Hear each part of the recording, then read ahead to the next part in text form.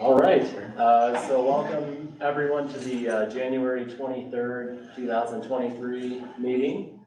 We'll start off by taking attendance. So when I call your name, please either take yourself off mute or acknowledge that you are present. It appears Marlene is excused and David is also excused absence today. So Chris? Present. All right, Andrew E. Present. All right, Nicholas? Hey, Brenda? Present. Hey, Katie? Present. And Tim?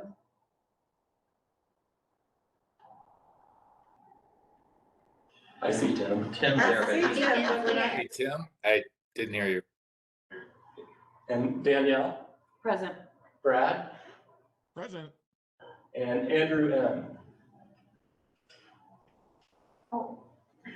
Present. Sorry, I couldn't unmute myself. No problem. All right, so next on the agenda, the approval of minutes from November 28, 2022 meeting. Did everyone get the opportunity to review the minutes from November? Great. All right. Any questions, comments, or objections? All right, so if there are no objections, I hereby approve the minutes from November 28, 2022. All right, today we'll be going through a Title 18 update, recreation review update, and the 2023 work plan review. Next, I'd like to open it up to any public comment. Basically, if you would like to step up to the lectern, state your name, address, relationship to the city, and try to limit your comments to about 5 minutes, that would be great. Your speech is that short? Okay. Yes. I'm used to the long version. Wait. But I'm not gonna give my address, because that's illegal to make me do it, so I just don't. Okay, and then the owl can get me? Yeah, Orally.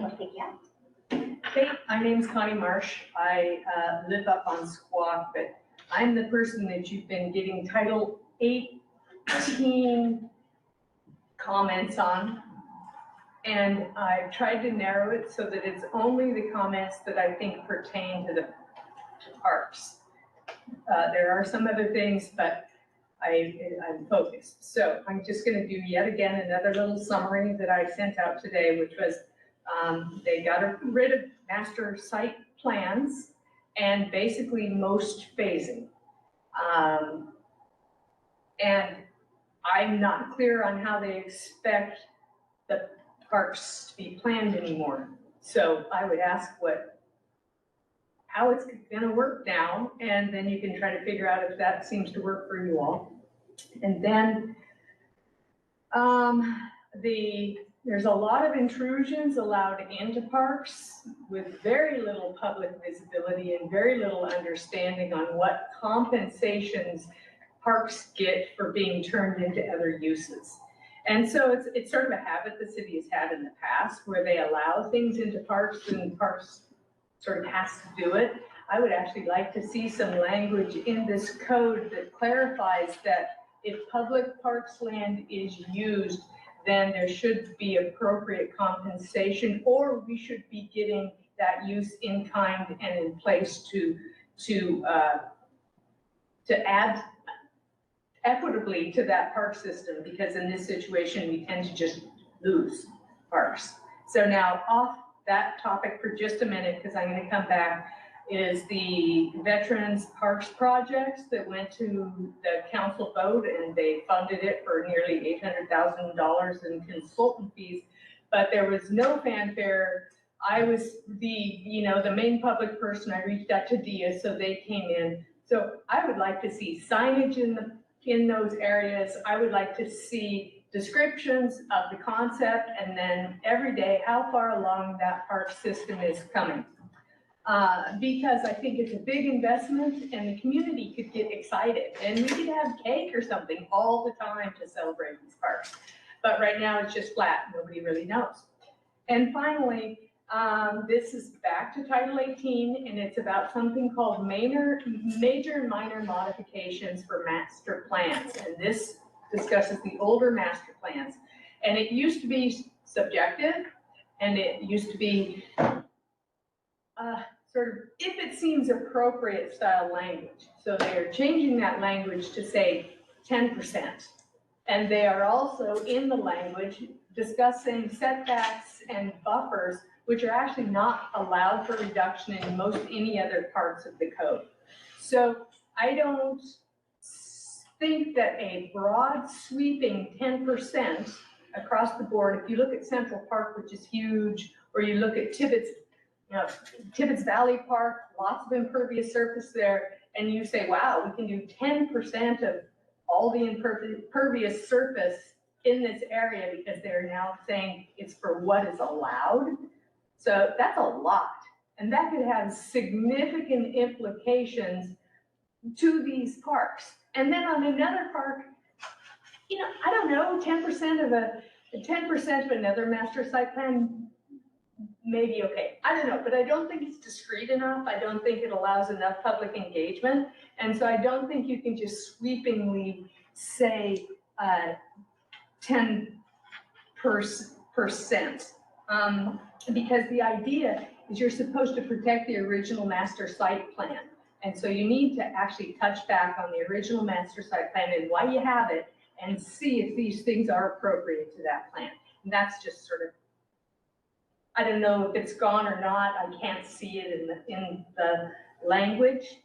And then one last little bit is if you now have approved 10%, and then you want to do it again, do you get to impact the 110% that you already approved because now that's approved? And so over a period of 10 years, you could increase, say, the impervious surface by 50% for the whole park, because if you're doing 10% of 100, then the next time it's going to be that 100 plus 10, 100 plus 10, 100 plus 10 as you go over time. And these master site plans take a long time. So I think that needs to be clarified. If you go with 10%, is it a one-off? Can you only do that 10% for the rest of time? Or is it, every year, here we go, 10% more impervious surface. Okay, now I know I'm speaking gibberish and I know I send stuff that's hard to read, but I do hope you spend the time to understand, because I think in order to get a great park system, you actually have to get the details in the code right, because that is your only tool to get the city to do things without it becoming a political debate and a power struggle amongst the departments, which I know exists. You may think it does, but you wouldn't say it out loud. Thanks. Thank you, Connie. Any other public comment?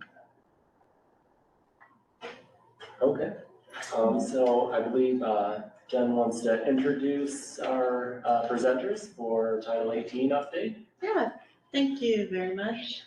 Hi, everyone. As you know, and as Connie just mentioned, Title 18 is our city's land use code, and that's what guides all development, planning, and growth within the city, and even our park projects.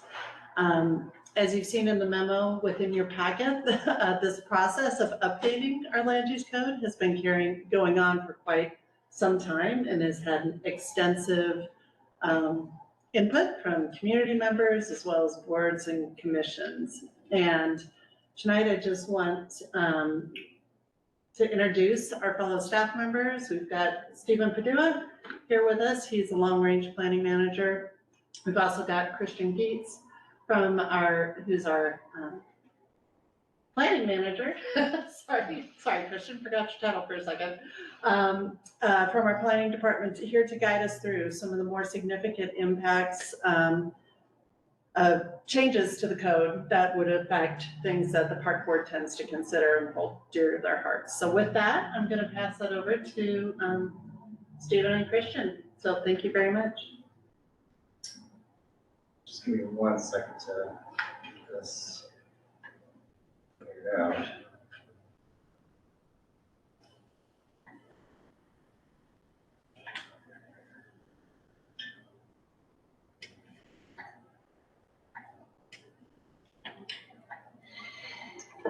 Okay, here we go. Good evening, everyone. Thank you, Jen. As Jen said, my name is Steve Jones, the Long Range Planning Manager. I'm one of many people working on this big project to update our land use code. I'm not familiar with how many new park board members are in the room, so could I actually get a raise of hand of who's new or hasn't been part of this process? That just helped me kind of figure out the level of detail to go into for the presentation. Thank you. So the purpose tonight to update you on this project to update our land use code. For majority of your benefit, our land use code is what we use for reviewing development projects. So any new project that comes through, whether it's a new building or multiple buildings that come into the city, our development review process looks at our regulations and tells that development review or the permits that come in, what's exactly required from them. The building code, there's a permit review for that. The land use permit review, it tells them exactly what can be built, how it can be built, and really the process that it can be built so that we are considering the health and safety of the community as things get developed now and into the future. Are there any questions on that in terms of like what's in the context? So as indicated for your memos, this has been going on for a while.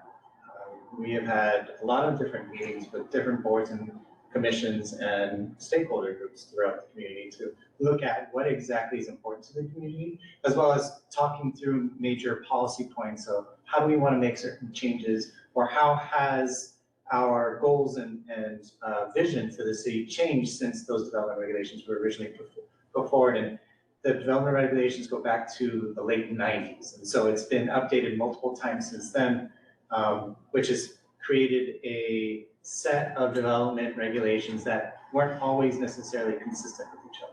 So now we are updating the entire thing so that not only is it consistent with the regulations that are in place, but it's also consistent with the city's vision for how we want to develop for the future.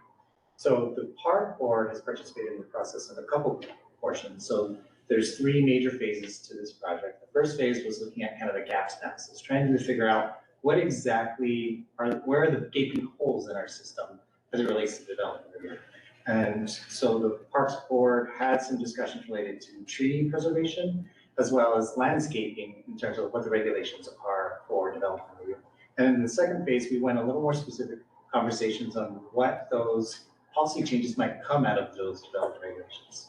And some of those were joint discussions with Planning Policy Commission as well as with the Environmental Board, and some were specific conversations with just the Park Board.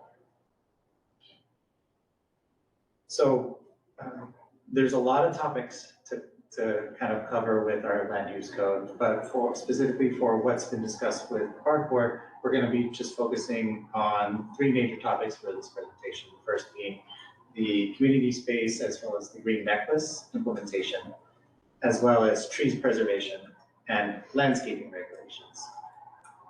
The specific, or at least the larger, more significant changes that came out of those discussions is specific changes to our lid regulations, irrigation regulations in terms of trying to really define when or how that is required, use of organic materials and how it's addressed throughout the code in terms of applying the sustainability context to how our development regulations are written, as well as community space and green necklace and providing clarity on what exactly is required and how that implements the city's vision for the green necklace as it's defined in the Park Strategic Plan. Tree preservation and providing clarity in terms of what our process is for when we are preserving trees, when they can be removed, when they can't be removed, and what the process is for those type of removals or the allowed removals, as well as providing an updated preferred tree list, which is part of your materials today. So specifically on landscaping, actually before I start diving in, please stop me if you have any questions, because there's only a few slides, but there's a lot of information in those slides. So just let me know if you want me to stop, and we can, Minnie and Christian and myself will try to answer your questions. It would be helpful if you could refer us to a section in the code, like when you hit one of these big Sure. topics, so that we can, if we want later, it'll be easier for us to find, 'cause it's so voluminous. Sure, and one thing I can follow up with that we didn't include in materials is actually a final list of changes that went into the code, which has all those specific sections where we made all those changes. That might be more useful than me trying to remember which sections they all went to. Christian and Minnie could also help me try to identify where those sections are. I can't pull it up because I have the presentation up, so I might call on them if there's specific sections you're wanting to know. Yes. When do you anticipate completing the revisions process? And I imagine then it goes to council for the vote or something like that approval? Yeah, and I'll have a schedule at the end of this presentation that goes into a lot of that, but right now we're in that last third phase to finalize all those revisions and then start working into that finalization process with council. Any other big questions before I start diving in? Okay. Thank you for the questions. So getting started with landscaping, we took more of a sustainability lens when it came to the landscaping regulations. A lot of went into the changes for the land use code was really consolidation. Like I said, we had a lot of different regulations that went into our development review. And so we needed to consolidate it into the land use code so that we have a more consistent and predictable process, so that it's easier for people to not only use the code, but it's also easier for us to enforce it.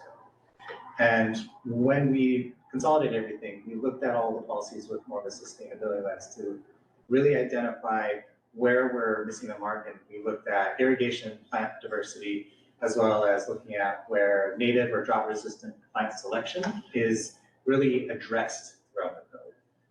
I can't name specifically where each of those are, but we can provide that list of where those final changes are and the specific changes for your actual meeting.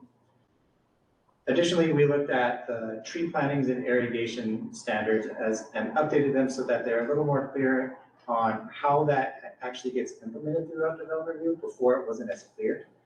And we consolidated, I mentioned we consolidated. Minnie and Christian, am I missing any specific changes for landscaping?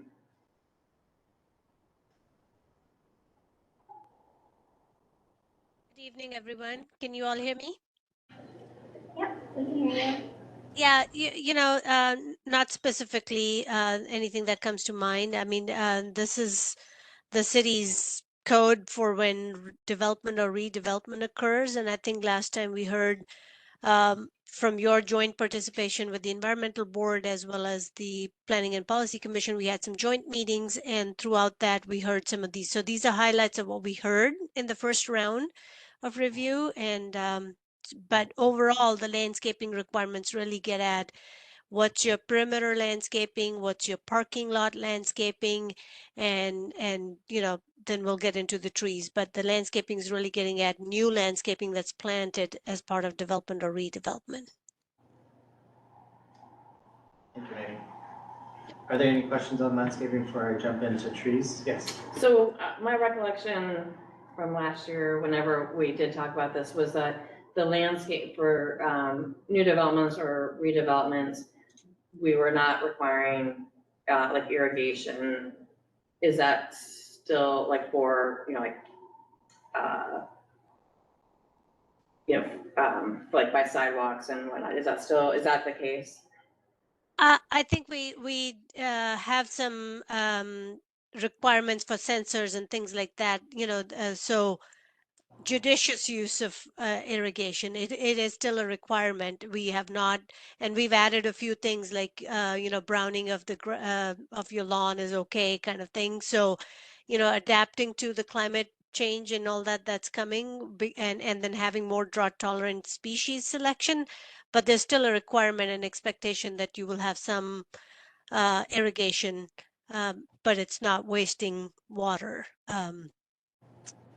So Okay, I think there's that, trying to find that balance. Yep. Any other questions on landscape before I move on? So the next section is specifically community space and green necklace. And what we really looked at for updating this section is we took a deep dive into open space and really tried to better define what we mean by that.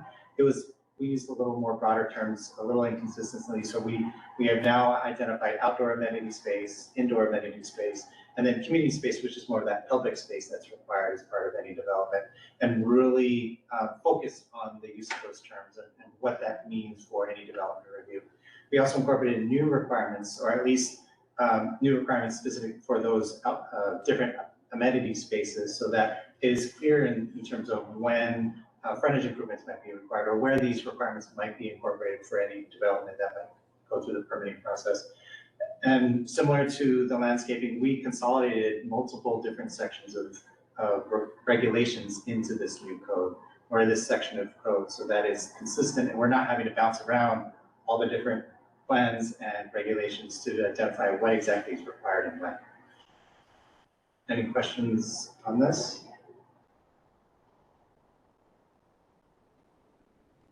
If I wanted to find out what the green necklace requirements are, where would I look to the code? It'll be in the community amenity space section, and then specifically there's going to be a green necklace section under that. And then Minnie just listed the specific section actually in the chat, which I'm not sure if we're able to capture. It's 18.606.060, and it's the irrigation and water standards.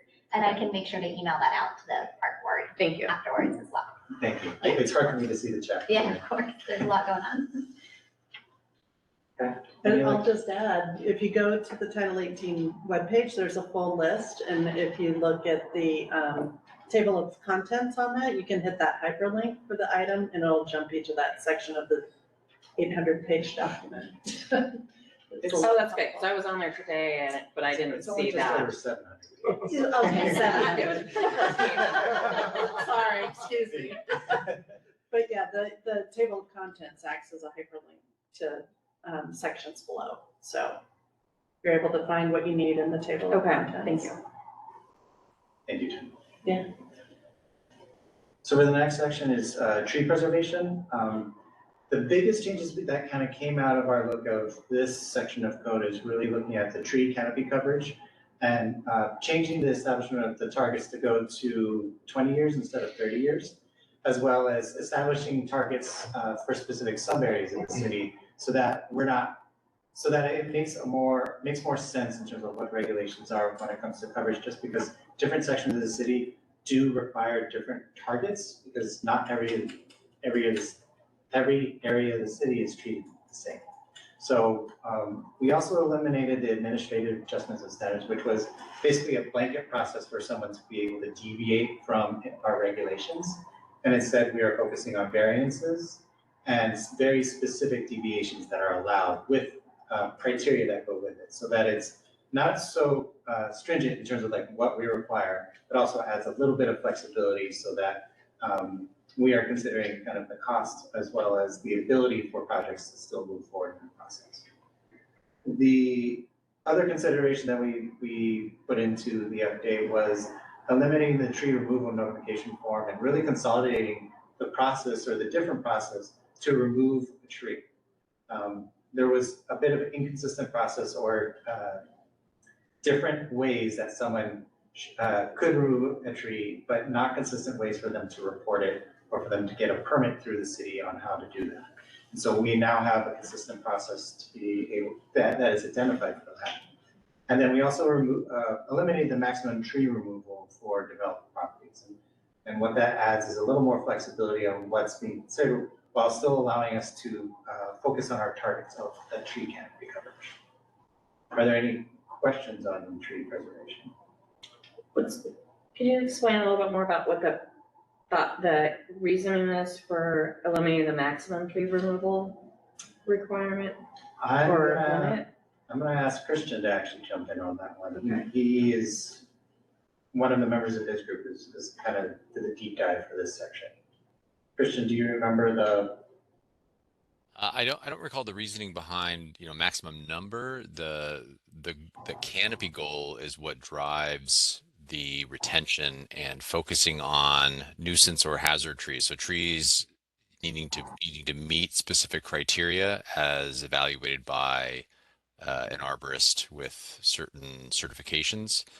And then, yes, allowing for those removals. Nuisance could be damaging foundation, driveway, a defect that cannot be easily, altered through common practice, which would be if you can't take a couple of limbs off to eliminate a problem, the tree might need to come out. All the while looking at what the canopy is on that property. So one that might only have one tree remaining. If it does meet the criteria, it could be removed, but it would be required to replant with a projected 20-year canopy off of the tree growth estimate to do that on site. And then those trees that can't be planted on site, if it is wooded or there's not enough space, then they would need to be planted within that sub area to achieve that canopy goal within that neighborhood sub area. And fee in lieu could be utilized to plant them offsite on a neighboring property, neighboring park, or somewhere else.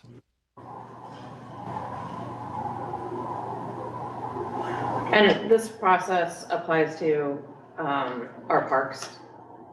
Like, so if we're doing a field at a park and that requires elimination of removal of a bunch of trees, is that we go through the same process as every other development and individual? Yeah. So yeah, looking at it from a, development tract or maintenance of a property tract. So parks maintenance of just, Parks is going to retain all their trees and maintain them. But if they're looking to install a new field, then we'd look at it through the development lens, which may allow for it. So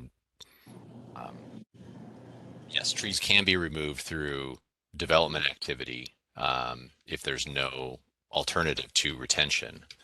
But when it's not associated with development, then there are those limitations of it's got to meet a nuisance or a hazard criteria. Yeah. Thank you. Will these rules apply to all public projects in Issaquah?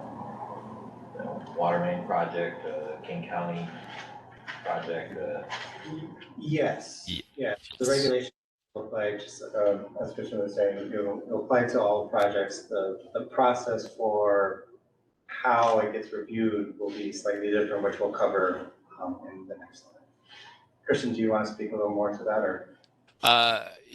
New development of a new utility project versus maintenance. So there are exemptions for required maintenance. They've got to go in and do repair work, and that might require removal. There are some afforded exceptions for a utility that most jurisdictions follow. These look very similar to what I'm used to from my previous life.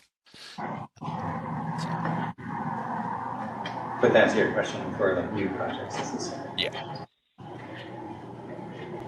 Any other questions on trees? Okay.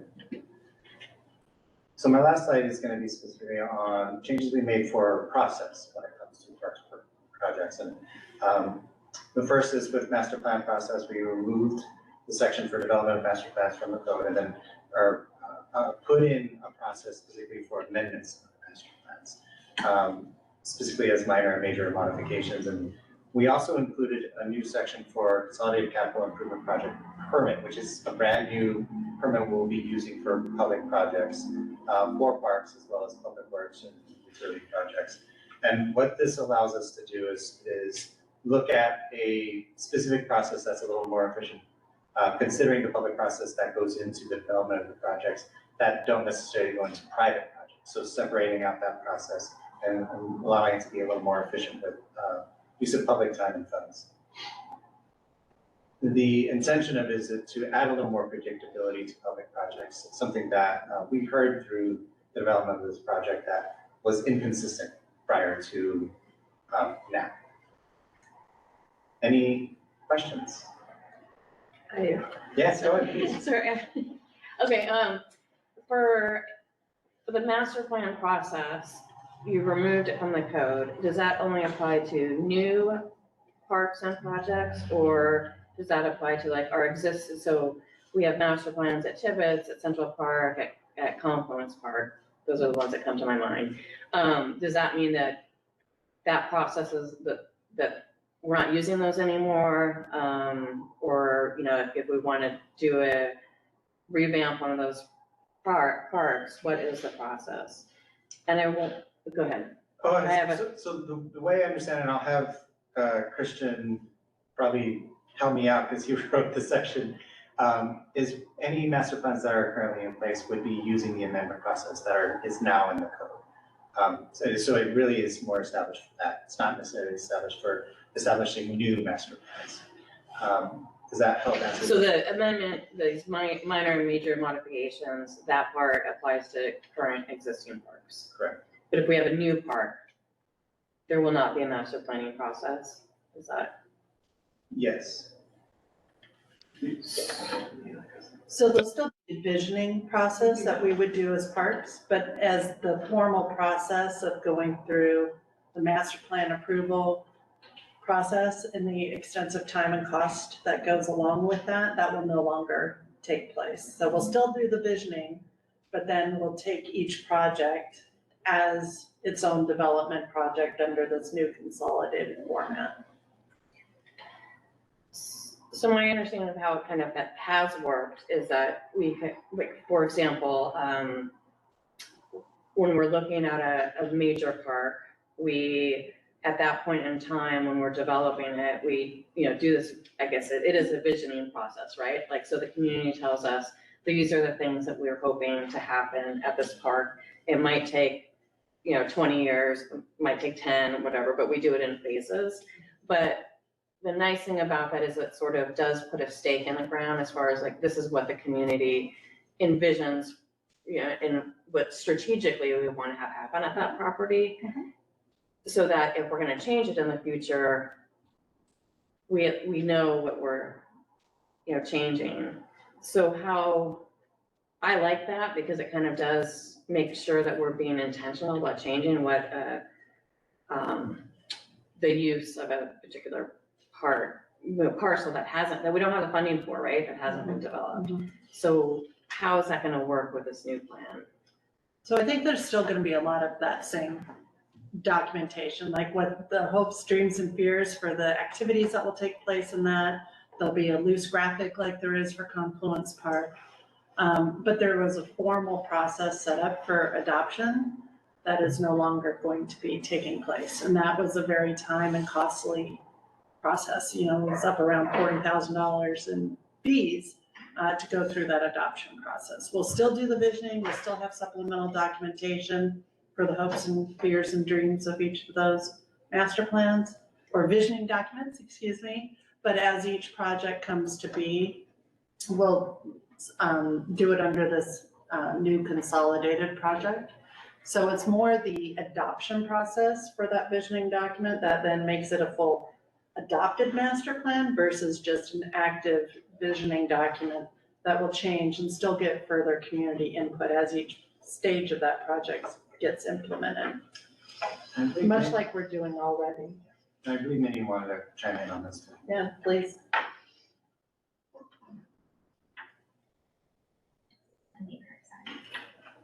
There we go. Thank you. Sorry, I couldn't unmute myself. To provide a little bit context on what is a master site plan process in Title 18, you know, the mysterious master site plan process is really a process set up where the decision maker acts like a judge and determines whether this criteria in the code has been met or not met. And it's not you know, that's not at the stage where you're doing your visioning, you're trying to figure out what to do with this park. It's really, does it meet this adopted criteria? And it's a very specific kind of a criteria. The city may have used that process in different ways, but that's how the master site plan is set up. So the process was, there was a hearing with the development commission where the community members could come in and everything is shared with them, is fully drawn up it's not your preliminary design sketches and things like that, but it's an actual approval of the design of the park. So the city's already spent the money designing and all that, and then the community feedback is coming in at the tail end of the project. Then the Development Commission would make a recommendation to City Council, and City Council was barred from talking to any of the community members and had to act in a judge-like manner to issue an approval or not an approval. So it didn't really fit in the purposes of what the park planning process really is, to engage with the community early on and bring those issues before a budget is set for the project and a design is finalized. So park planning process through the parks board would happen early on. The community feedback would be factored in. The council then decides how much money to spend on a particular project. So there's a lot of built-in community outreach and feedback and decision making that occurs for these public projects. And the permitting is the tail end of it to make sure that everything that the city is going to do still meets the land use code update. If there are critical areas, you're outside the buffers or you're enhancing them.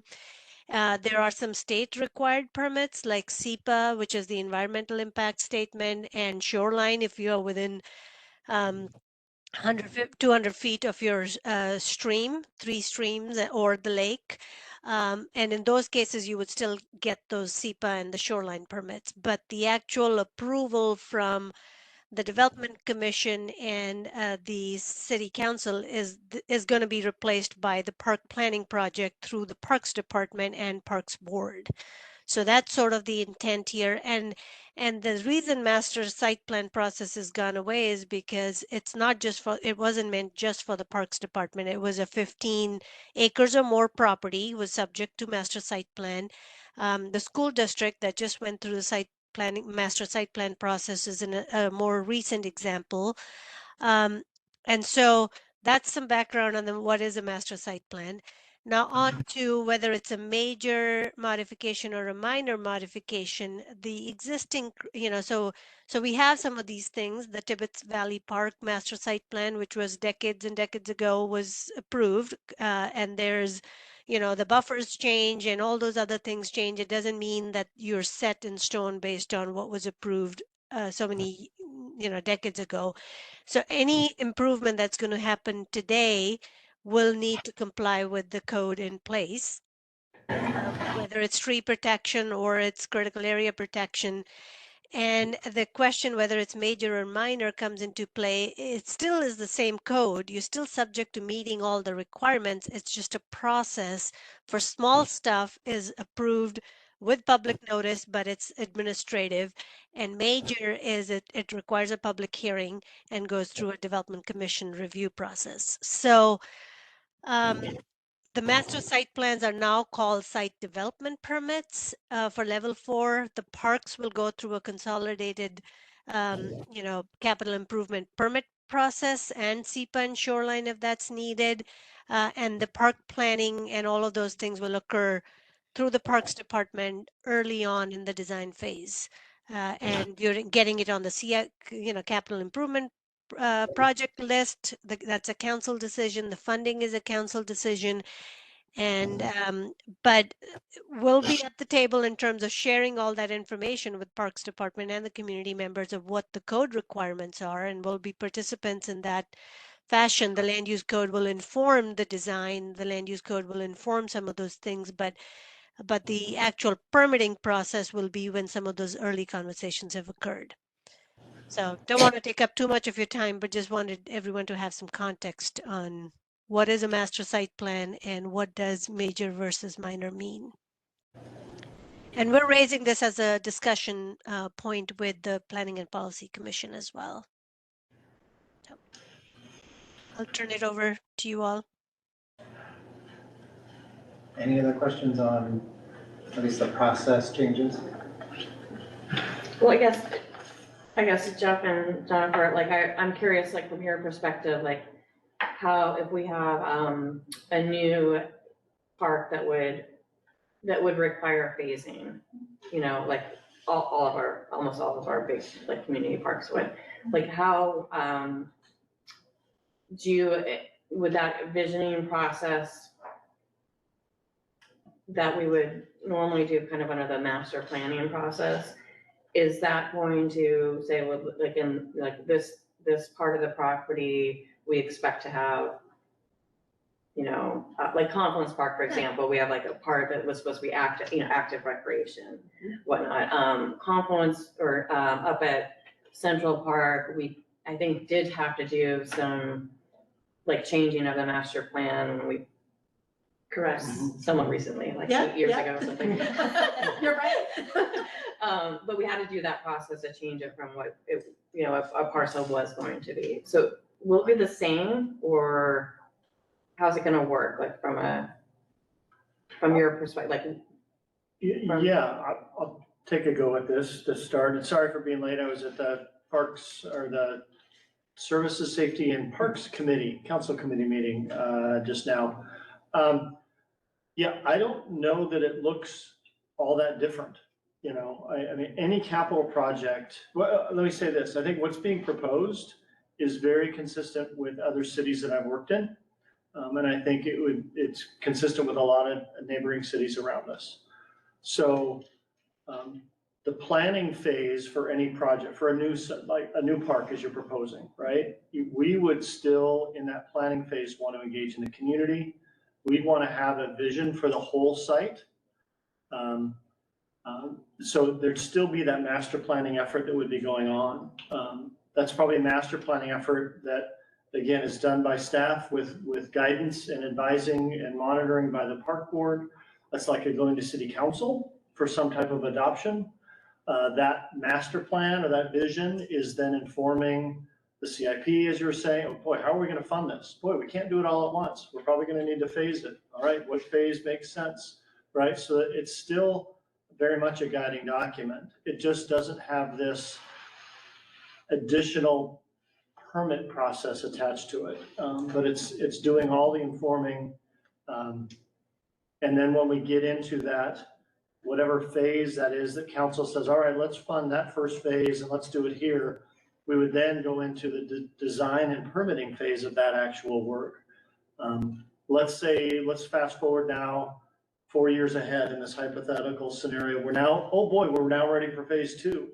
That master plan would greatly inform the design of that work. There'd probably be it'd be wise to say, boy, what did that master plan say? Does that still make sense to the community today? So there'd probably be a check and a touch point.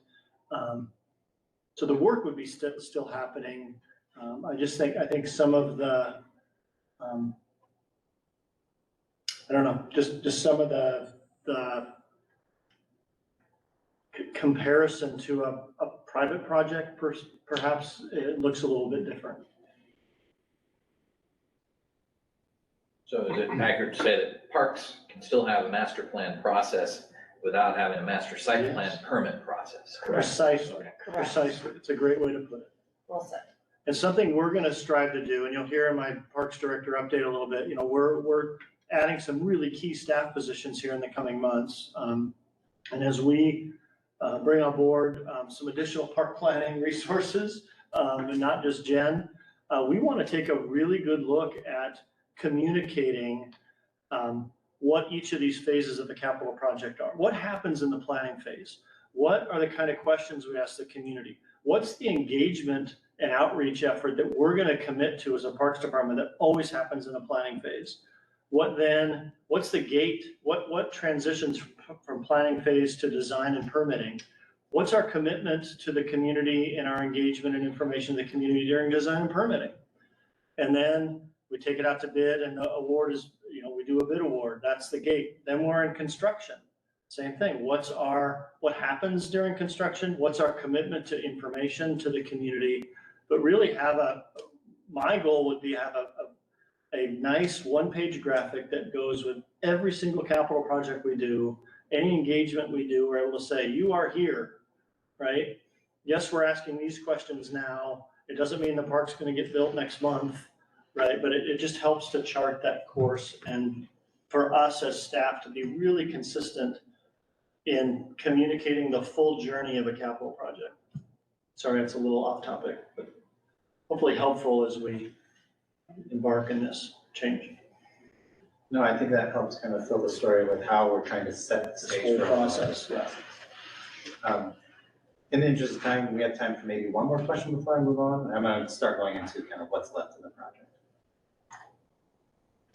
Okay.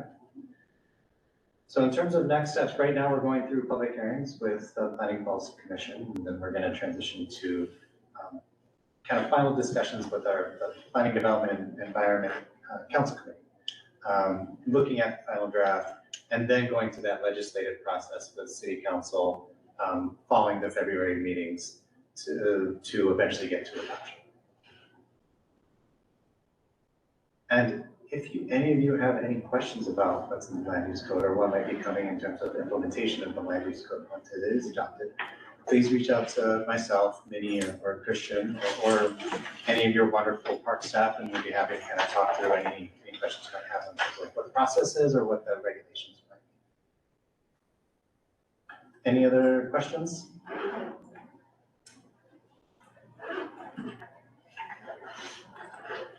Okay, well, thank you all for having me, and thank you again for waiting. Oh, did you have a question? Oh, no. Okay. No, thank you, Stephen. Yeah. Appreciate it. With that said, I think we'll pass it over to Brian, who has a biannual recreation program review. Outstanding. Oh, wait, give a second, like, pull that up. Thank you, so. I think last time I was here was about a little over 6 months ago. So it's been, just a little over 6 months in June of 2022. I think I got around the table and was able to introduce myself to everybody I didn't know so far, except our youth advisory reps. But nice meeting you all. And I am Brian Burson. I'm the recreation manager for the Parks and Community Services Department. There it is.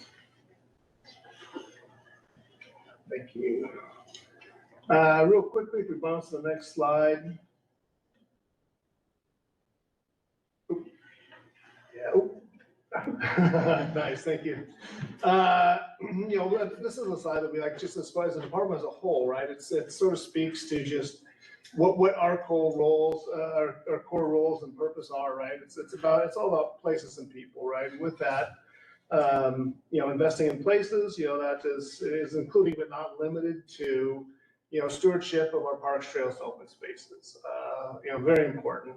It's also managing our Issaquah public facilities, community center, pool, senior center, and Pickering Barn. It also includes investing in people, which is including but not limited to providing a variety of programs and services that build community, families, and residents, and providing recreation, arts, human services programs human services programs through direct services and partnerships. I read those because I'm realizing it's not reading as well up on the slide as it is. Some area of improvement for next time. Next slide, if you don't mind. To give you just a quick, I'm here to speak on the recreation services tonight. That's kind of the division that I work with.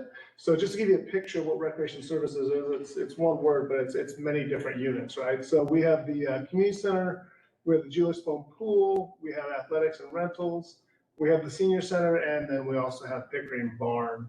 Those are sort of the 5 teams that make up the recreation services division there. Like I said, tonight I'll be sharing a few highlights and give you a couple updates on just what that division work has been over the year of 2022. Our community center,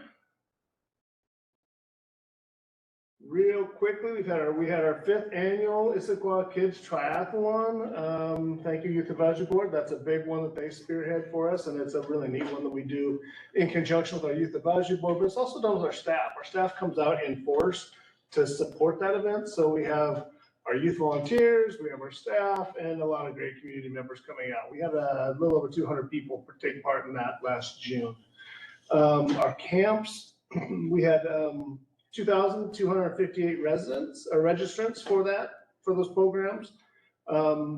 just so you know, this number includes a variety of camps that are directly run by the Parks and Community Services Department, as well as our third-party partners that we work with. So it's a lot of different people doing different things. And we, like I said, we run a lot of them ourselves, but we also work with numerous partners to provide the variety of camps and services that we do with that.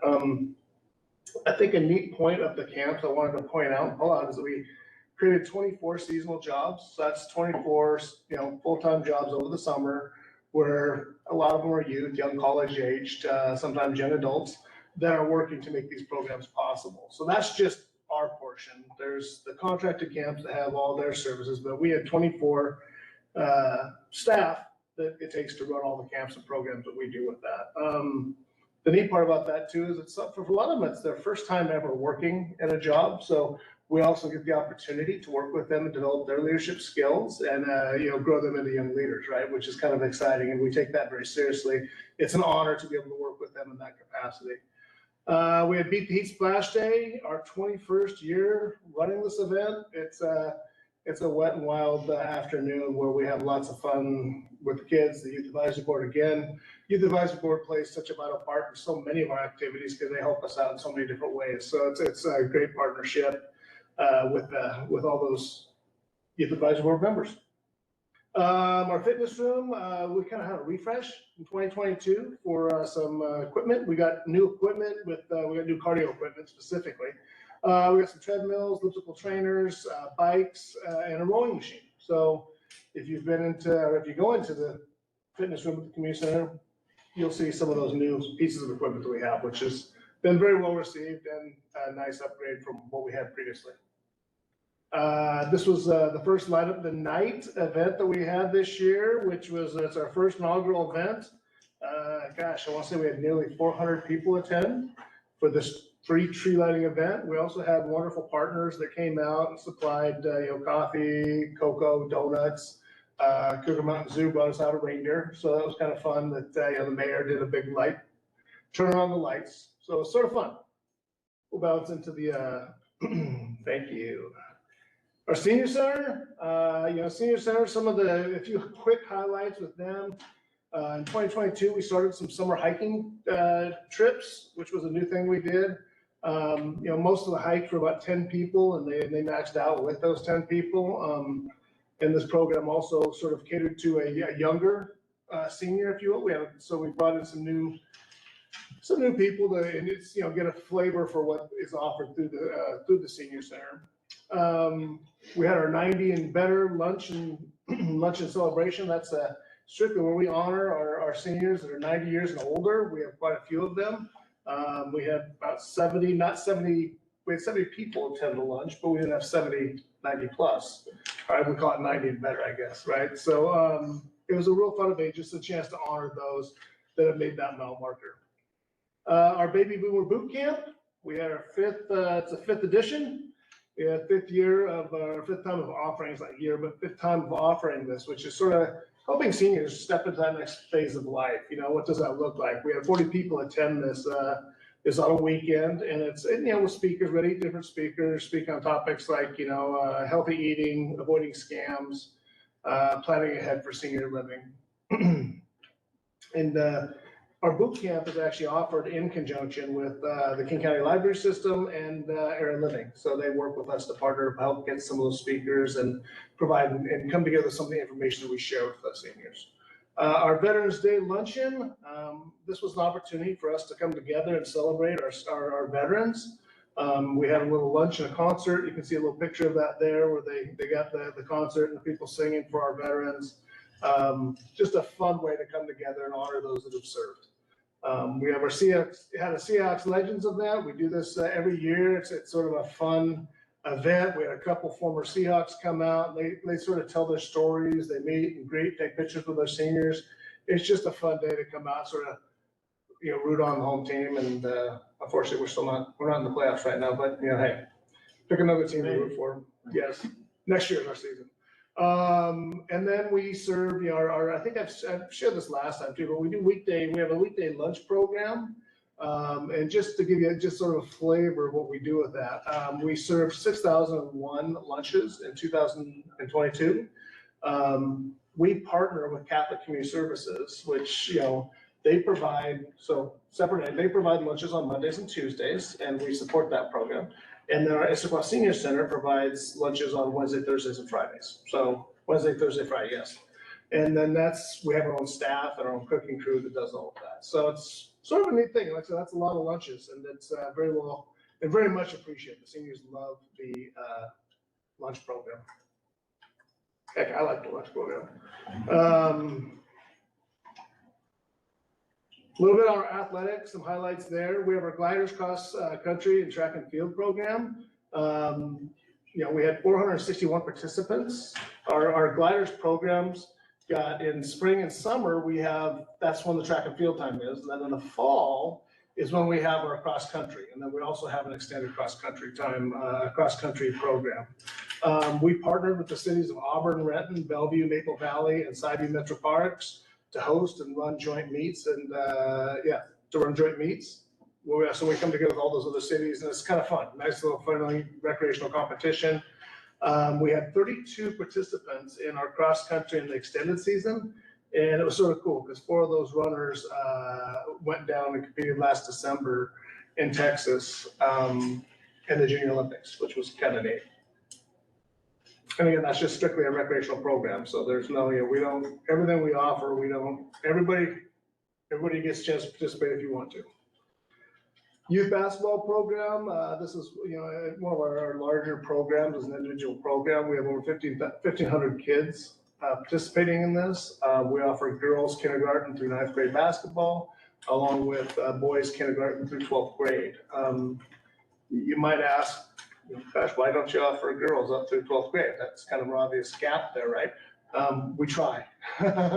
It's strictly a numbers game. We're really happy that we were able to get 9th grade girls going this year because last year we didn't have it. So we continually try to foster that. Sometimes the numbers just drive whether or not we have that program or not. So this year we picked up 9th grade girls, and hopefully in the future we'll pick it up more. Our classes and clinics, we have, back to basketball really fast. I wanted to mention, because this is another one that we employ a lot of youth. We have 45 high school aged referees and gym supervisors that work with this program. So that's, like I said, that is, I think about 45 youth, right, working on this program. And our full-time staff works really hard to, and take very seriously developing the leadership skills and helping all of our referees learn the importance of being a role model and a positive role model for those that they're coming into contact with, right? Because we deal with people's most prized possessions, right, as their kids. So in a second, we're getting their time. So we're really trying, we see that not only as an opportunity to have a great program, but also a great opportunity to develop these young people into leaders and learning what it's like to be successful in that working world, right? We hope they launch well. The classes and clinics that the athletics division runs, we had 9 partner service providers over the course of 2022 that we partnered with. Over 2,000 registrations and 136 classes offered. We gave you a list there, a little bit of some of the opportunities to participate in basketball, cheer, dance and drill, gymnastics, martial arts, soccer, and volleyball. Thank you. Also under the athletics umbrella and that team is the rentals of picnic shelters and ball fields. Just to give you a little bit of data on that, we had 190 picnic shelter rentals. We had on our ball fields 35 different field rental organizations that used our fields, and we booked over about 7,700 hours on the fields.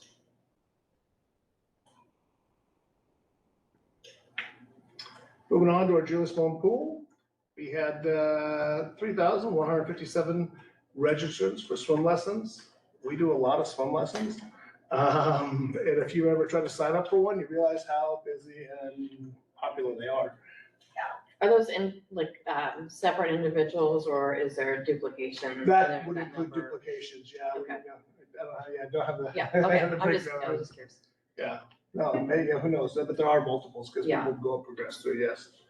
We offer 21 lifeguard classes. And just to give you a little, because we say lifeguard class, it sounds like, but each class is about 32 hours, right? So there's a significant amount of learning, training that goes into that. We also provided the waterfront lifeguard training for the cities of Medina and Sammamish. So, it's sort of a specialty. It's not just the lifeguarding in an indoor facility, but outdoor facilities. So the cities of Medina and Sammamish were able to offer, we were able to train up their folks so they could have lifeguards on that. And this summer, was there's been a sort of a shortage of that where beach lifeguarding was something that was definitely, there was a big shortage of it all over the place. Some beaches weren't monitored. So it was great to be able to help out with that with our neighboring cities. It's great help, but we also charge a fee for that. Oh, yes, we yes, we do. Yeah. It's not free, but yes, we like to train them up though. And our team does a great job of doing that. We had over 27,000 drop-ins. That's just that number does not include swim lessons, swim team practices, or swim team meets. So it doesn't include those, but that's just drop-ins to use the pool over the course of 2022. And question from Tim. Oh, yeah, sorry. Thank you. Tim? There you go. You should be unmuted. Great, thank you so much. Yeah, so thanks for all this. And I'm a regular user of the pool. It's a great pool. I'm a swimmer. I've swum in pools all over the West Coast from here to San Diego. And one of the things I've brought up with Jeff on a couple of occasions is the lockers in the pool are nice, but they're coin operated. And it's the only pool I know of that I've swum in anywhere on the West Coast that you can't just bring your own locker and put it on and lock your stuff up. And I've watched, and I think of all the times I've been at the pool, I've seen maybe once or twice one locker is being used through the coin operated system. So I asked Jeff about replacing at least some of those locker doors with some doors that allow people to bring their own locks and put them in. It would keep stuff from piling up out on the pool deck. It'd keep stuff from being thrown all over the room in there. That often is the case.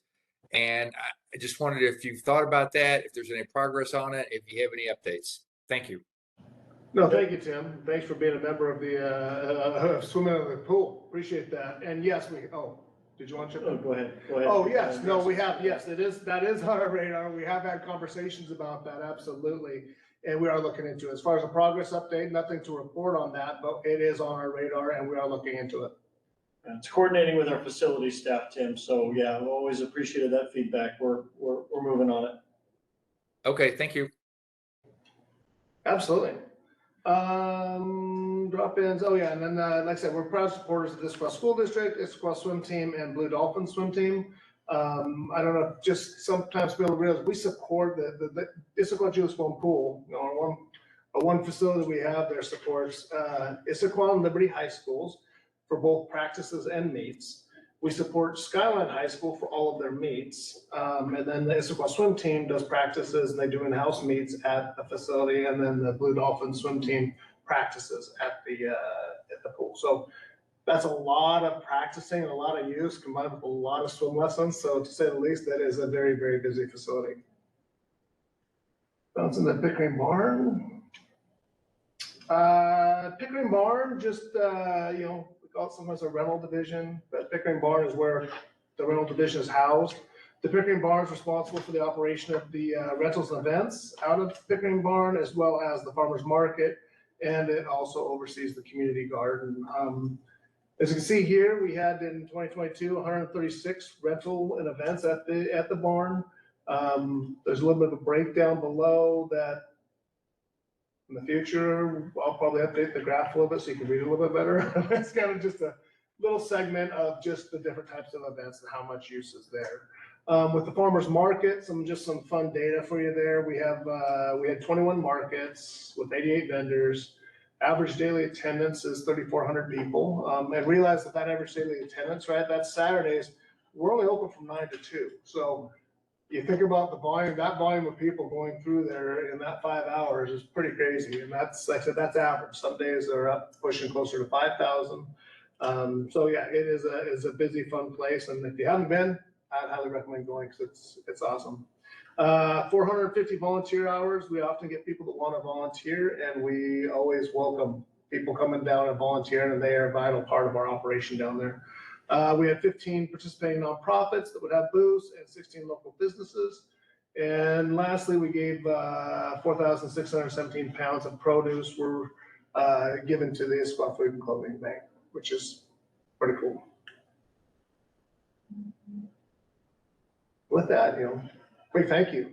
And a big thanks to the team that makes it. It wouldn't happen without, I mean, there's each one of those divisions, talking about community center, pool, everybody, each one has their own team. They work very, very hard to make all the magic happen. And they also have a tremendous amount of volunteers and people in the community and people like yourself too, that help provide input and insight to the things that we do. Because it takes a village, right? It's everybody doing pieces of that. So it's our staff along with the community. And it's, I say, a lot of people that really care about increasing the quality of life for people in the community. So yeah, thank you. Thanks, Brian. Any other questions, comments?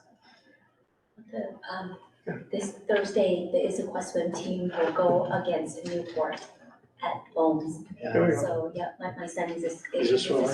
Yeah, there, yeah, he's been the Issaquah High School and the Issaquah swim team, so we live. I was gonna say, you spend a lot of time at the pool, yeah. More than I wanted to, yeah. But it gets nice and warm in there, so sometimes I wish I were able to jump into the pool. Yeah, so. Oh, that's awesome. Appreciate that, Katie. Andrew? Yeah, Brian, I was just curious, the Blue Dolphin swim team, I had never heard of that entity before that was in the mix at the pool over there. Yeah, they are relatively new, and that is literally, I think they get a little bit of time on Sundays or Saturdays that nobody else is using, because there just isn't any, we don't have any time like during the middle of the week or the normal times on like the weekends. So they're getting a little piece. I threw them in there, but they're a real small user compared to, primarily it's Issaquah School District to the Issaquah swim team, and they've been with the Jewish Bone Pool for sheesh. They were practicing there even before the city's operation of that facility back in like the 90s. Yeah, gotcha. And apologies if this was already mentioned somewhere, but what's on the list for 2023? Anything particular that you would want to highlight or looking forward to? Oh, well, Jeff's going to tee up, I know, a little bit of our stuff with our work plan. But yeah, I mean, yeah, it's a lot of, we're really fortunate that we got some staffing that we're getting back on boarded this year and ramping up. So that's going to be a big help for us. And as far as 2023, we're looking at some new programs. We got some new programs we're trying to lean into. We have a Halloween event that we're looking to do in the fall that's going to be coming up, which will be sort of fun. I mean, along with everything else we do normally, but also having some of those fun events that we're currently in planning for how, and Jeff's going to hit this in the work plan, but what other events can we bring that will bring community members together and with youth and adults and families?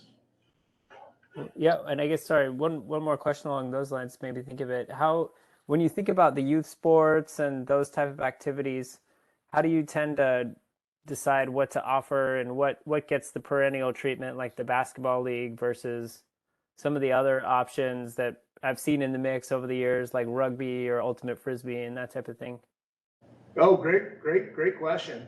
A lot of times it starts with the proposal of somebody coming to us, or if we're seeking a certain sport, if we can find somebody that's teaching something, they usually talk with us, and we're, if it's viable, we'll give it a chance. If there's somebody in the community that might benefit from it, especially with the program, that's why we've tried, if you've been paying attention over all the years, we've tried a lot of different things, and some have taken off and stayed, and some haven't, right? So basketball, that's one that's I participated in the Issaquah basketball as a kid, so that one's been around for quite a while. So that's just in perpetuity. We've been running that one over and over again. But yeah, we usually if we get a proposal for a program, we sit down with whoever's proposing it, look at their, what are they thinking, what's their market, what's their budget, and we have a nice little chat. And then, like I said, if it's viable, we'll try it.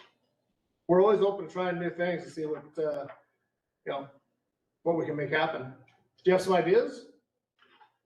Oh, and not off the top of my head, but I was just curious, having seen some of those pop in and out on the schedule over the years. Yeah, and there's sometimes a lot of things we'd love to offer, but we just can't find instructors for you. We used to have a dance class, but the tough thing is, and it was very, very popular, but finding a good instructor to run and operate that program, that's been a challenge. We haven't been able to find somebody to do something like that. So sometimes it's a matter of finding the right person to be able to run that program too. Makes sense. Thanks, Brian. Yeah. My question was about staffing. Like, are you like last year, did you have a hard time filling some of those seasonal positions, like the camp counselors, the basketball refs? Yeah, if I was texting you, I'd Just say a big in general. capital white yes, exclamation point, bold, underline, Yeah. yes, absolutely, So you're yes. seeing the same The issues. part-time non-regulars, and talking to my counterparts in other cities, it's across the board. The part-time non-regulars have been very, very difficult. On a real positive note, you know, our full-time positions that we've been recruiting for, we've had very, very great candidates across the board in all of our positions that we've got. Just a great candidate pool and good people that want to come work for the city of Issaquah. So that kind of, I think, speaks to the environment that we have in our Parks and Community Services Department. But the part-time non-regulars have been very, very difficult. So if you know anybody that wants to come and work part-time for us, we have a lot of different opportunities for them to participate with us or work for us. Nice plug. We're really trying to get creative in how we recruit for those positions. And Brian touched on this a little bit, but you know, we really see our employment program as in many ways a team program in itself. We're often a first employer, right? And we take that really seriously. And we hope anyone who works for us realizes that whatever you turn pro in, you're gaining value. You're gaining value in leadership. You're gaining value in so many different ways. And we just want to continually emphasize that. And because the market's thinner than it used to be. And it's not unique to us either. Question. Yeah. So I'm curious because recreation represents like how engaged the community is. So compared to the pandemic years, 2020, 2021, have we seen an increase in engagement in these programs? And have we gone back to the normal pre-pandemic numbers? You know, we are busier. Yeah, I'd say as far as activity wise, it's up. Yeah, it's fully back. That's where the staffing coming in this year that we're getting onboarded with is going to be really exciting. We also have coming up, we're going to be hiring a recreation coordinator that's going to work specifically with our adaptive recreation. So what was called our specialized recreation. It's going to be working with our adaptive and creating a whole bunch of programs, working with our Special Olympics and that too, which will be really neat. But yeah, things are cooking and cooking quickly. Yes, there's been a lot of use, I think. Coming out of COVID, people are ready to start getting active again and getting their kids and getting themselves involved in things. There's been a slight uptick in pickleball. I say that jokingly because there's been a huge uptick in pickleball. But yeah, just a lot of people want to get out and enjoy the different facilities and enjoy the parks, right, too, which has been outstanding. So just a follow-up question. So with the increase in demand and with a more competitive market, are we seeing that we will bridge that with an increase in fees in these programs? Is that something that is planned for 2023? An increase in fees? Yeah. Our fees usually go up a little with cost of living anyways, right? And we Every year, also, okay. and we also always pay attention to what other cities are doing. We don't usually compare ourselves. We can look at the whole market as a whole, right? And because we want to be able to provide affordable programming. We also have resources for people that can't afford programming to have that with scholarship programs. So we make sure that everybody wants to participate in. Great, John? No, Andrew, I'm glad you asked that question about use. I was gonna just add a few comments at the end. Thank you, Brian, for being here, but I think your question really nailed what I was gonna say, and it's really just commending the recreation team, right? A 2-year, we're still living with COVID, but coming out of a global pandemic in 2021 and during that, and you've maybe heard me say this through that process, the adaptive nature of the recreation team and the fact that we kept facilities available, accessible, safe, I think was really, really important for this community. And the recreation team did that in amazing ways. And now in 2022, to see, it's kind of why I was, doing that. I mean, the drop-in use of the community center, transitioning to hardwood floors in 2018, and it coming out of the pandemic, oh my goodness. I mean, it is hopping in there. The pool, I mean, just look at those numbers, is really hopping. So yes, a lot of use. The Pickering Barn is certainly back in full fold. It's really cool to see a farmer's market, a local city farmer's market to average 3,400 people any given Saturday. It's a really cool place to be. That tells us that, you know, a key part of what we do in recreation is we want to respond to the community, and we want to be relevant in the community. And I think we are hitting that as we see the community using these rec programs. So great job by Brian and the recreation team, really amazing work. Great. Thanks, Brian. Yeah, thank you. So I think I'm going to pass it off to Jeff with the 2023 Park Board work plan update. Yeah, get to work. Park Board, no. Just kidding. Hey, good evening, everybody, and thank you, Asante, for pulling that up on the screen. So tonight I wanted to, as in past years, you might remember, probably the last 4 years or so, I've provided in January what I called our major work plan item for the whole department, items for the whole department. This list represents a bit of a shift, sort of version 2.0. I'm happy to provide you the full sort of department major work plans item. And if you remember from past years, that really is from our adopted budget, both our operating budget, our capital budget, mayor and council priorities, initiatives that we've probably already been working on. Again, not representative of everything we do, but really representative of those tasks, those major items that will have a pretty high degree of community touch.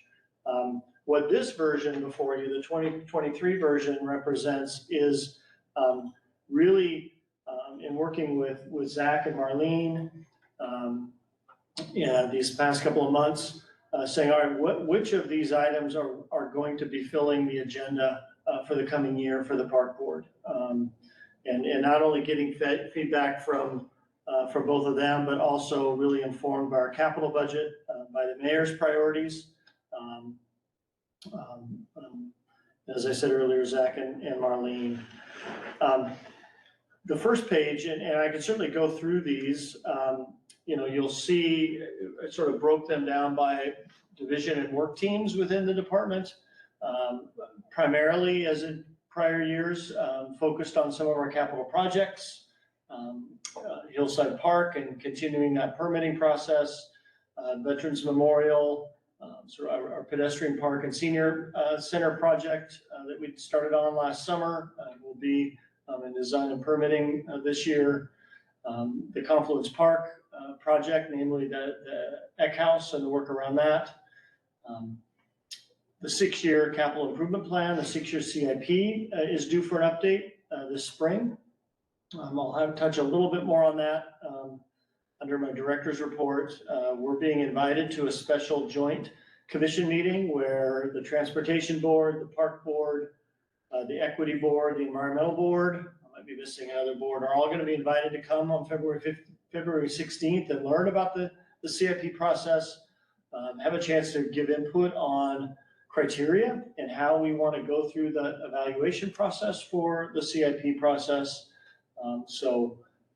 More to that in terms of a special meeting. Park strategic plan. Remember that plan we worked on in earnest in 2017 and council adopted in 2018? Well, here we are 6 years later, needing to initiate that community process here in 2023 with a adoption in 2024. Jennifer and I have been working with the school district and a consultant on a citywide athletic field assessment. We want to bring that to you all and update you all on that and get some good policy discussion going around that. The dog park project, converting the old skate park site to our first permanent dog park, probably first of a couple dog parks within the community will be coming your way as well. Within our park operations team, we've touched on a few of these last fall, but a review and update of our heritage tree program. You might recall through the budget process too, I highlighted we have an urban forest supervisor position that's going to be coming on board. So embarking on our first urban forest management plan, initiating that work will be a key advisory role for the park board. Ongoing work with Green Issaquah. Much like Brian just did with recreation, we'd like Rick Still to come probably twice a year and just give a general park operations updates. Within the recreation group, we have successfully received a grant from King County. You might remember conversations about this. School district is leaning in, but we're doing a feasibility study on the Bohms Pool.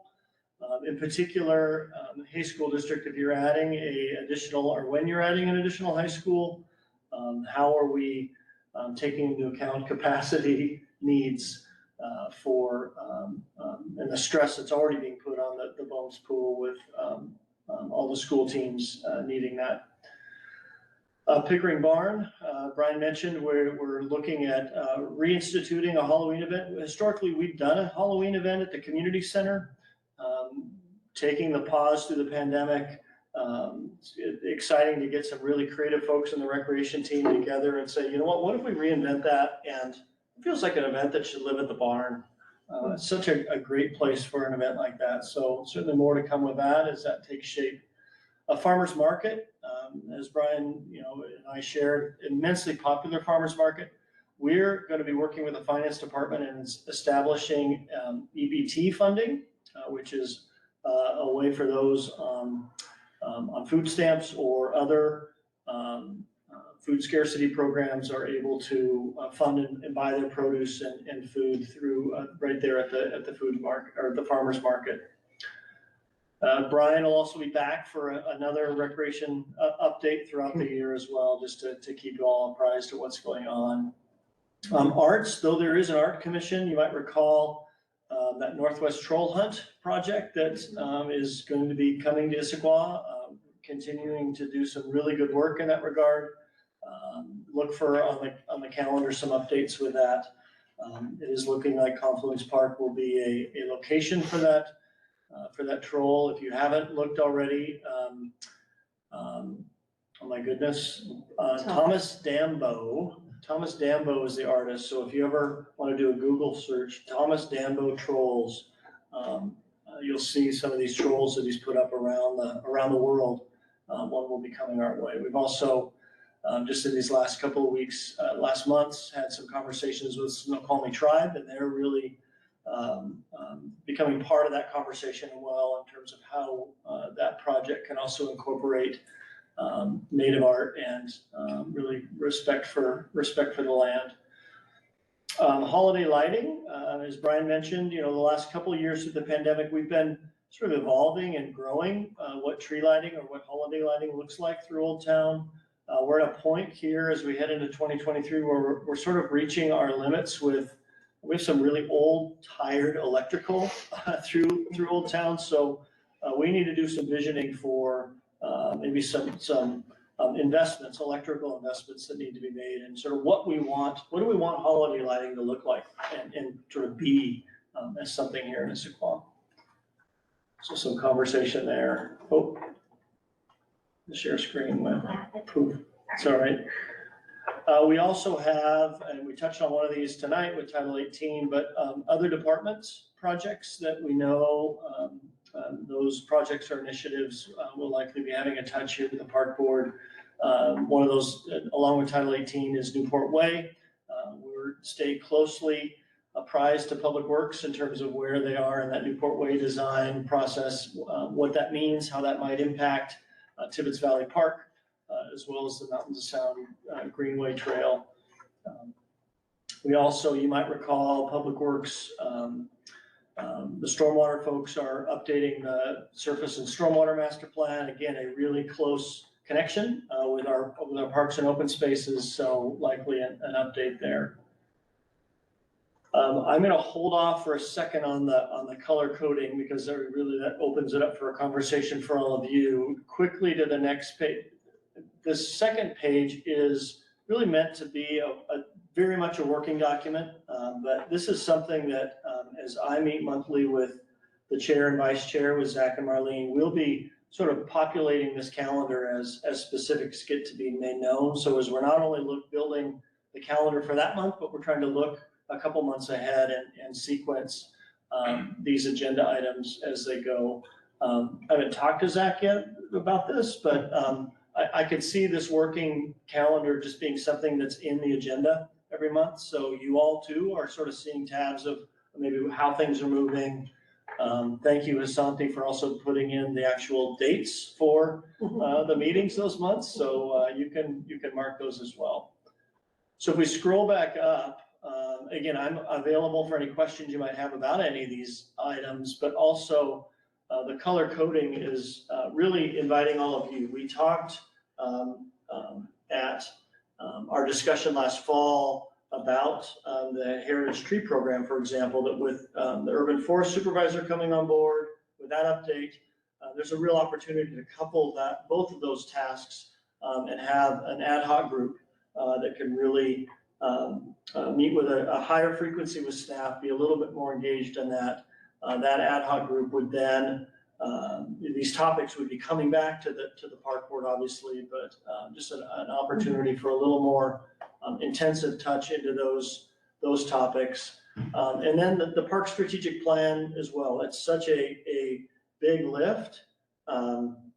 Again, just wanted to highlight it and welcome it as, as a park board. Do you want to receive, if you might remember when we did the last park plan update, I want to say for probably 4 or 5 months in a row, we had the park strategic plan on every agenda. We could certainly do that. That certainly can fill up agendas really quick. Or do you want to consider an ad hoc that might do some of those touches and then be coming back to the park board with updates? So 2 potential ad hoc groups for all of you to discuss, consider.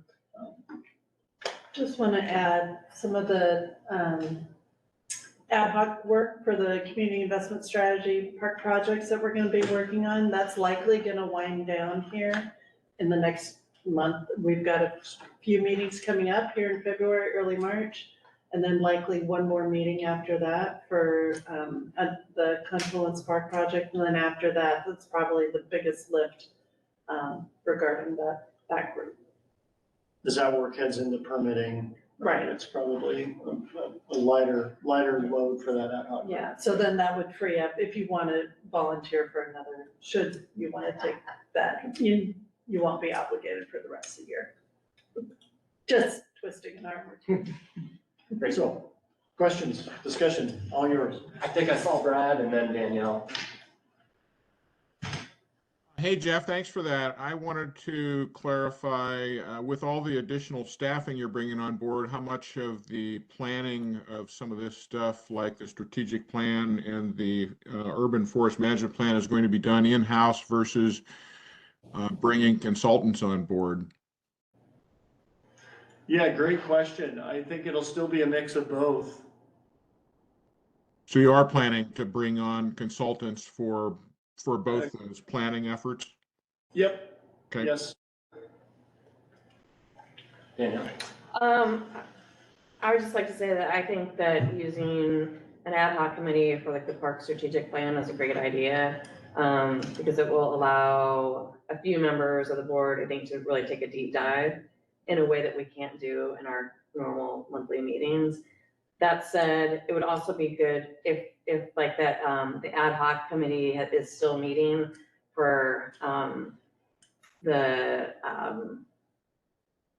can't remember what it's called, the ARPA funds, the community investment. It would be good to have updates from that as well at our meetings, so that we're not met since our previous. okay. Perfect. Sorry, I wasn't sure. Yeah, they will be. Yeah, it'll just be good to make sure that Those touches. that there are some touches. Yeah, and then the other thing is that I actually think when you get the results back from the athletic field assessment, that's another area where it might be helpful to have a few another ad hoc committee, to the extent that that is going to people are going to need to strategize, and you'll want to get community input or board member input on maybe, what the city strategy is going to be.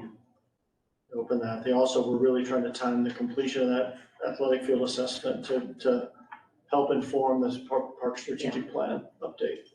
And I think we need that before we can really figure out what to do with veterans or Tibbetts and Central Park too, so.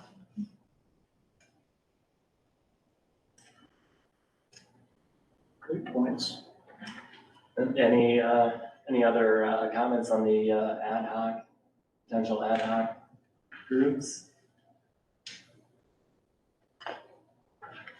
Questions with regards to the 2023 plan? Okay, well, We have one Andrew? from Andrew. I was just curious about the highlighted ones, Jeff, in terms of what about these ones specifically stood out as, you know, needing an ad hoc committee versus not?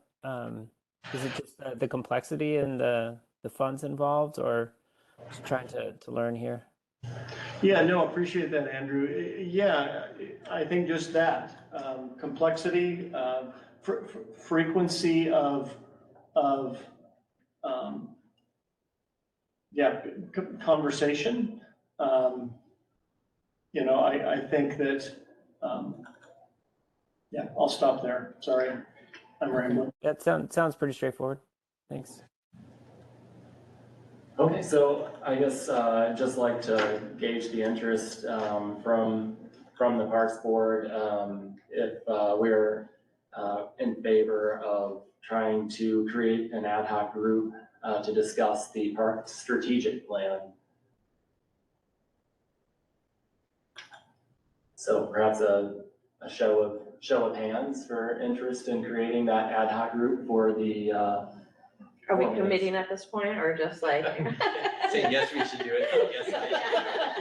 Oh, yes, we'll do that separately. What's the hand? Just kind of gauging the interest from the Parks Board as a whole of creating the group, and then we'll sort of then, if we are interested in forming that ad hoc group, then we'll take a sort of a show of hands to see who's interested in being a member of that ad hoc group. So in favor of creating an ad hoc group for the Parks strategic plan? It appears as though we do have a majority. So with that said, does anybody have an interest in joining that ad hoc group to discuss the Parks strategic plan? Raise your hand. Okay, we got Brenda, Danielle, I believe, and Andrew M. So I think 3 is a pretty good number for the ad hoc. 3. Yep. So not signing up, but a question about that. That's the left hand. Be very careful. For the yellow ones, the ARPA projects, if we were on that ad hoc, I think you'd asked us just to continue. Yes. Yeah. Is that a yes, that's gonna go? In Yes, other we're words, am I moving still forward. continuing with that along with others? Yeah, but you should be done with that probably second week of March. Would be my estimate. Yeah. Not sure of that, but yeah, I think that the yellow highlight, and I'm sorry I didn't mention that too much earlier, but yeah, my hope would be the current ad hoc members, as that gets, now that a design contract has been approved and that work and that engagement work begins to happen, that that ad hoc group's gonna be meeting multiple times. We have a bunch of dates, but Yeah. Yeah, Yep. and that'll be about, we should be pretty far in, and we're gonna be doing some public engagement sometime after that. I suppose the assumption being everybody that's in that current group is still interested in. Yeah. Me. Is everyone still interested? Yeah. So you've gotten feedback from everybody, right, Jan? Yeah. Great, okay. So the second ad hoc group or potential ad hoc group would be to discuss revising the heritage tree program as well as initiating urban forest management plan. So is everyone, by show of hands, interested in creating another ad hoc group to discuss those items? Great.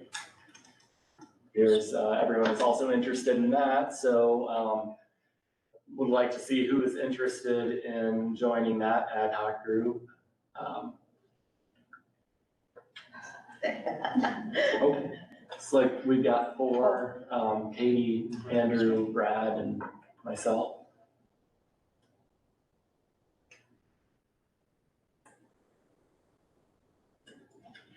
Andrew E, right? Yes. Great, okay.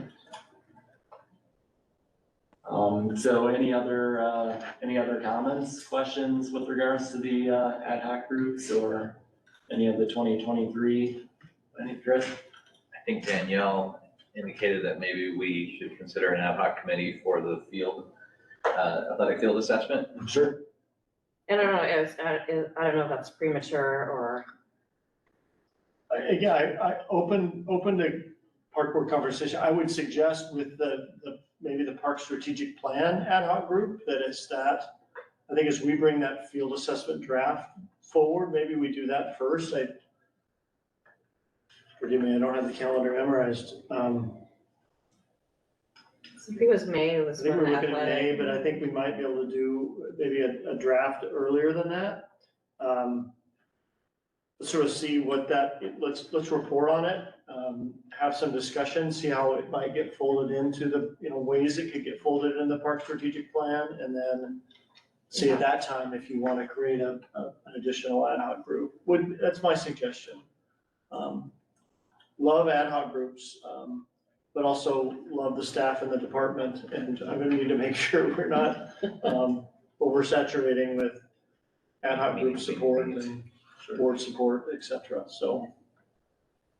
Okay, so I suppose, is everyone interested in perhaps waiting until a little bit later, on in the year to form that other ad hoc group or potentially fold it into the park strategic plan? Or do we want to move forward on trying to create an additional ad hoc group?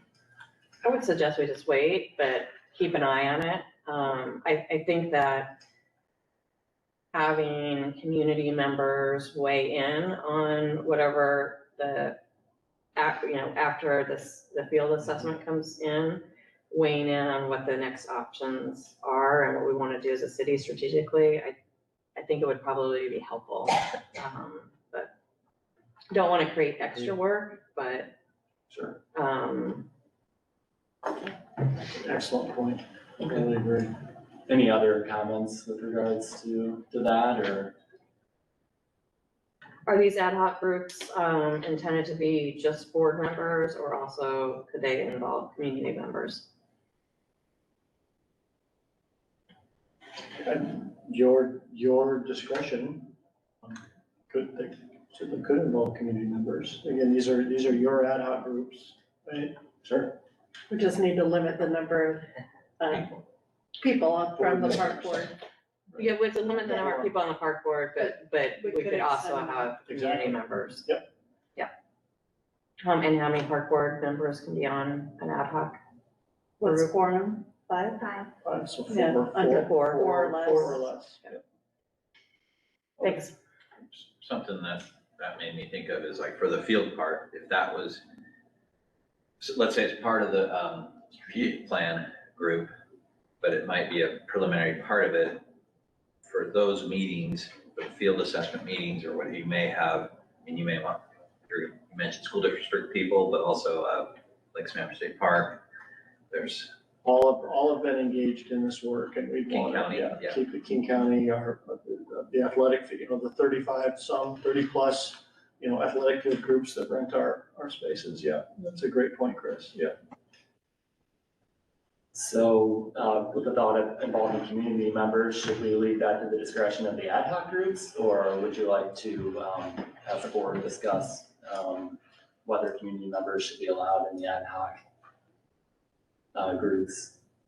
I think it's a great way to, for example, at some point, like Brad and I will be rotating off the park board. And we have other park board members who have, who might still be really interested in a particular topic. That would be a member of the community and might, add value. And then we also have, we have other members of our community who might have a particular interest or expertise, or might sit on another board, that has overlap, like I could imagine with the Heritage Street program, or that we might have community members interested. Okay. I guess I'd say we should wait, maybe let staff have a chance to chew on these ideas Yeah. and see what's manageable for them and workable. Yeah, I like that idea of discretion of each of the ad hoc groups too, right? So as the ad hoc group meets and starts rolling up its sleeves, yeah, it could be a decision of group by group. Okay. I will also, add to my list to make sure from the clerk's office and Open Public Meetings Act, we're not doing anything that is, we're doing everything that is above board and above those rules, which I'm pretty certain we are. I'll verify. Okay, but it seems to be no glaring objections from anyone. Okay, great. Any other comments, questions? Do you want to take action on? Brad's We had a Oh, comment. Brad is, that's right. Brad's hand.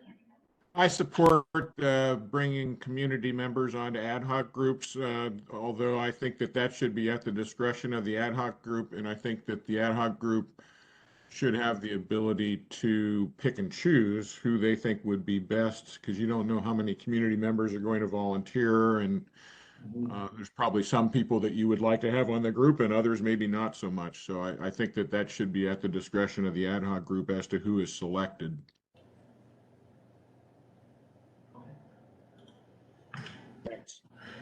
Thanks, Brad. Okay.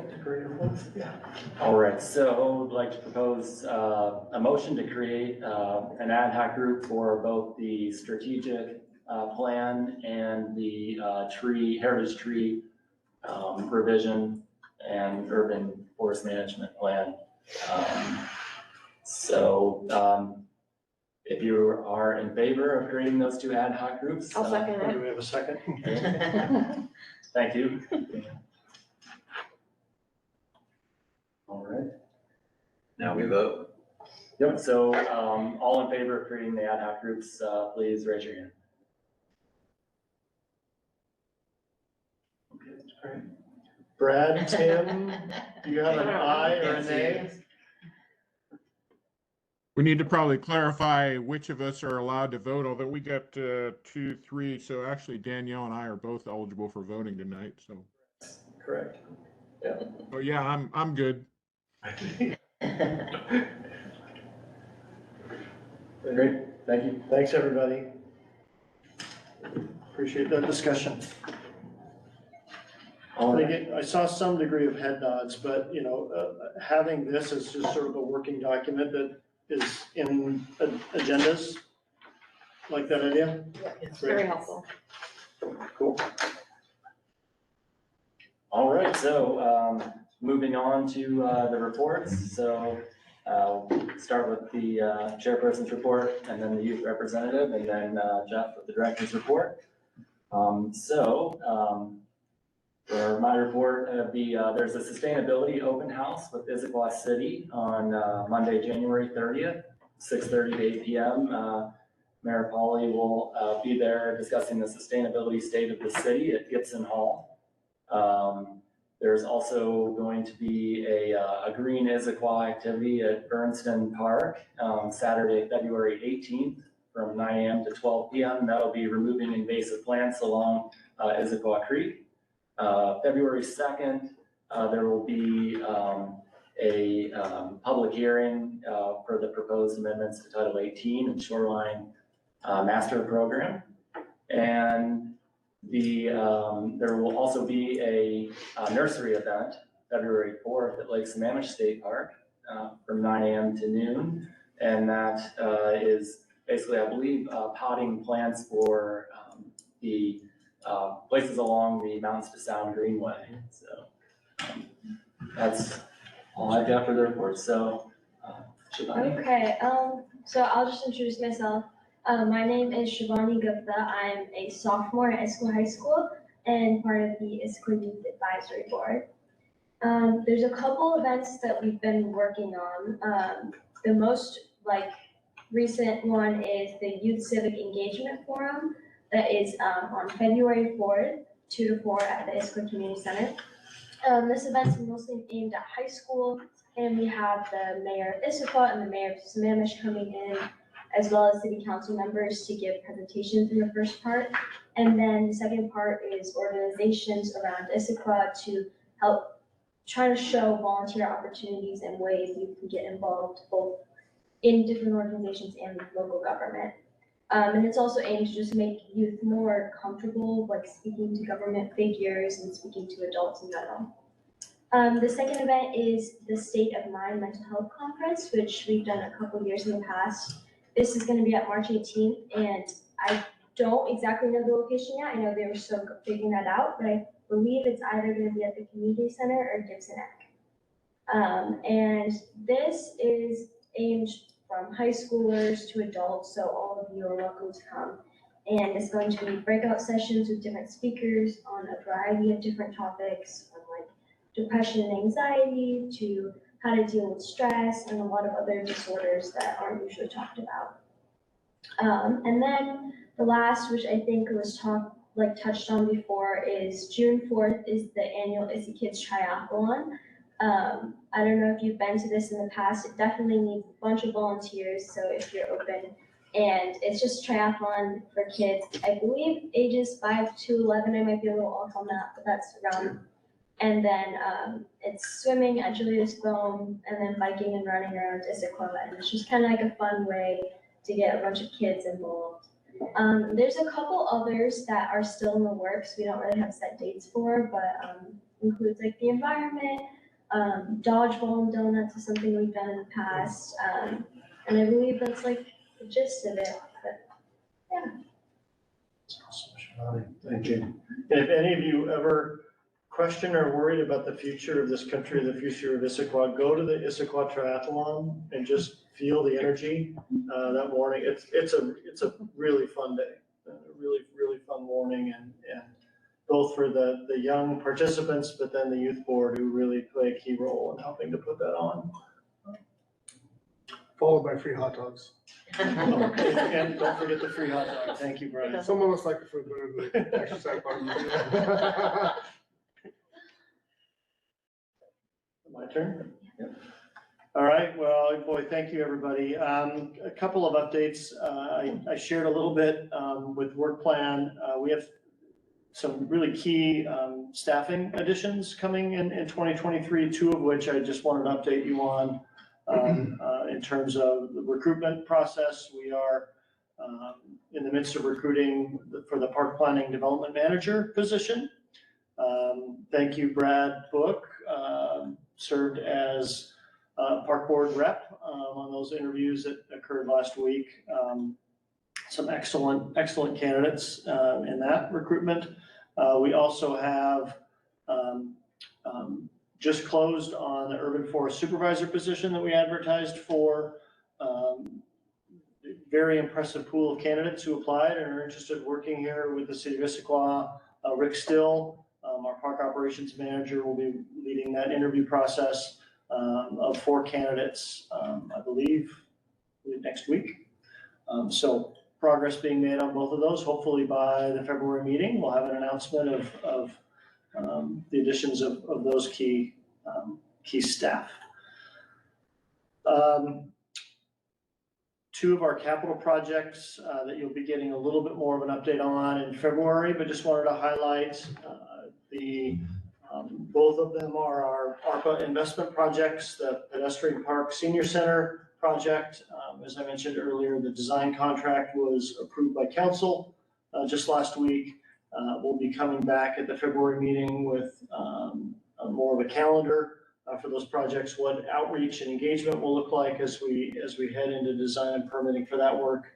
In regards to the Confluence Park project, and namely the Eck House, Jennifer and I have reached out and have had a couple meetings now with King County Historic Preservation staff.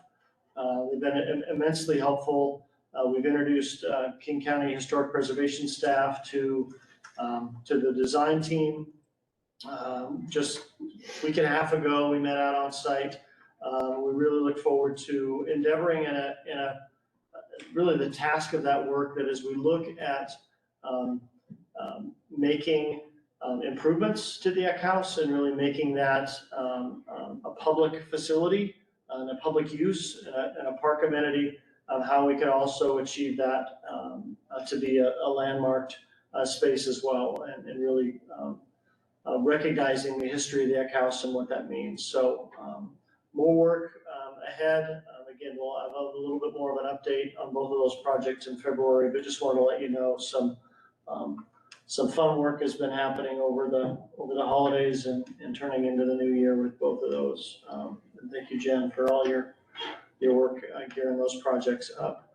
The 6-year capital improvement plan, just again, Santi and I will send out a little bit more information as it comes, but February 16th.